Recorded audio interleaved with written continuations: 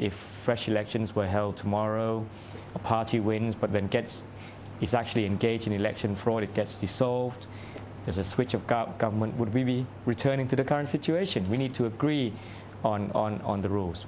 And finally, which is most important, there has to be some kind of guarantee that elections would be peaceful, would be orderly. Is it really realistic? Can there be a guarantee? I mean, even the US cannot guarantee there will be no violence when an election takes place. That's not true.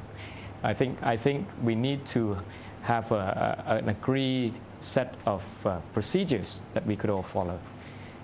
They need to be discussed. The protesters have termed their protest a class war. What's your assessment of that? That's another reason which suggests that we need to talk, because how is an election going to solve a class war? After all, they are accusing of people interfering with the political process. They have no proof of it, there's no evidence of it, and yet they will complain whenever some of the outcomes are not agreeable to them. So that suggests that there is still some confusion and lack of clarity in terms of their demands. Now, the class war, as I've mentioned, I think the protests, the problems that we've seen do reflect some structural problems in terms of distribution and equity, and we need to address those. What are you willing to do to help those disenfranchised? The last year and a half, we have pursued, I think, what could be safely termed as pro-poor policies, probably more than any other previous government. But we need time to make it work. You know, we had the free education program. We continue with the health program.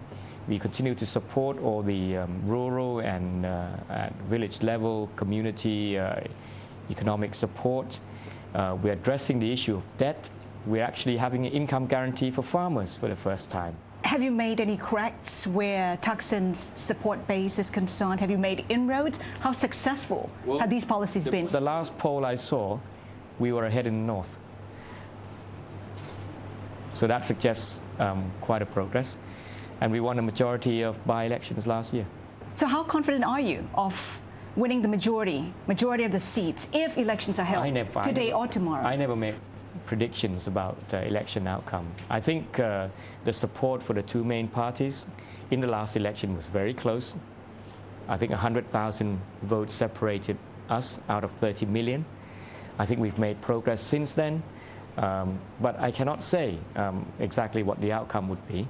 It's up to the people. But I'm not concerned with that. You know, if I lose, I lose. But I want elections to be fair, and I want people to have access to all political parties, and political parties must have access to the people.